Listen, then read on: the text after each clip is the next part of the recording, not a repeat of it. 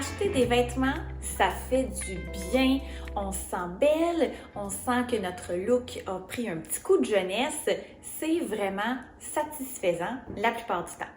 Par contre, dans un objectif de frugalité financière et d'économie massive pour atteindre une liberté financière, on doit revoir nos priorités.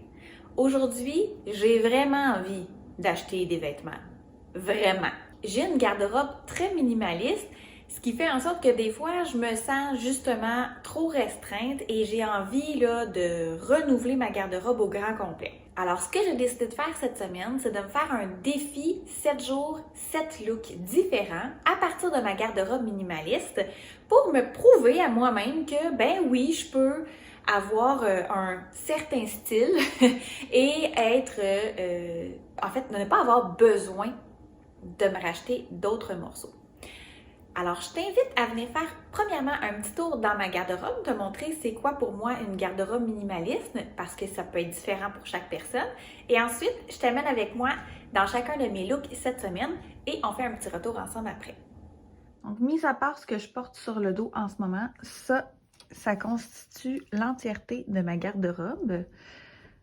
Ça, c'est tout le linge de Francis. En haut ici, on a mon panier avec mes sous-vêtements.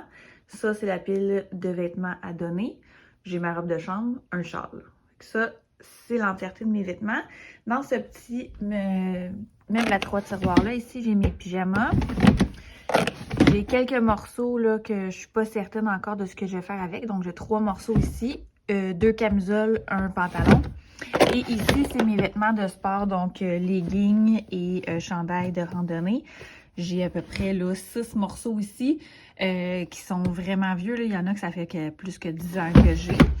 Alors, c'est tout. Voici l'entièreté de ma garde-robe. Donc, on peut voir que j'ai un faible pour les vestes. Donc, j'ai mes 3 vestes préférées, en plus de mon chandail que j'ai ici. Puis, j'ai un chandail chaud là. Ça, c'est ma robe chic que je mets jamais parce que ça fait 2 ans qu'on est en pandémie. J'ai 1, 2, 3, 4, 5, 6 paires de pantalons, dont 2 jeans, un pantalon propre beige, un pantalon propre noir et mon pantalon de randonnée. Un autre chandail chaud. 1, 2, 3, 4, 5, 6, 7 hauts pour le bureau, si je compte pas mon chandail ici. Une robe et 3 jupes. Donc, une petite jupe noire classique, une longue jupe fleurie et ma petite jupe ici. En 7 jours, j'ai porté l'équivalent de 14 morceaux, ce qui n'est même pas la moitié de ma garde-robe minimaliste. Donc, je te dirais que j'ai vraiment remarqué une tendance à m'habiller toujours avec les mêmes morceaux confortables, les mêmes leggings que j'agençais avec différents hauts. Il faut dire qu'on est en hiver en ce moment, au moment de faire mon défi, et qu'il fait extrêmement froid ici au Québec. Donc, c'est peut-être une bonne idée de se questionner sur le contenu de notre garde-robe par saison. Je trouve que c'est quand même pas pire pour quelqu'un qui n'a pas beaucoup de vêtements, ce que j'ai réussi à faire. Puis en fait, ça m'a prouvé tout au long de la semaine que de comment tu choisis d'agencer tes morceaux, tu peux créer plusieurs styles différents à partir des mêmes morceaux. C'est ce qu'on appelle une garde-robe capsule. C'est ce que j'ai toujours fait depuis plusieurs années. L'autre truc que je fais aussi, c'est qu'à chaque fois que j'achète un morceau nouveau de linge, il y en a un qui quitte ma garde-robe. Donc, ça m'assure de jamais être complètement envahie par mes vêtements et de faire une rotation. Donc, je vais acheter des nouveaux vêtements quand j'en ai que je dois absolument remplacer parce qu'ils sont rendus trop vieux, tachés, déchirés, qui sont plus portables. Donc, je vais les remplacer. Ou sinon, c'est sûr qu'il y a des morceaux qui vont être d'un instant temporel vraiment plus court que d'autres. Par exemple, un petit t-shirt noir ou un petit t-shirt blanc, ça se porte peu importe le style, puis ça se porte peu importe l'époque.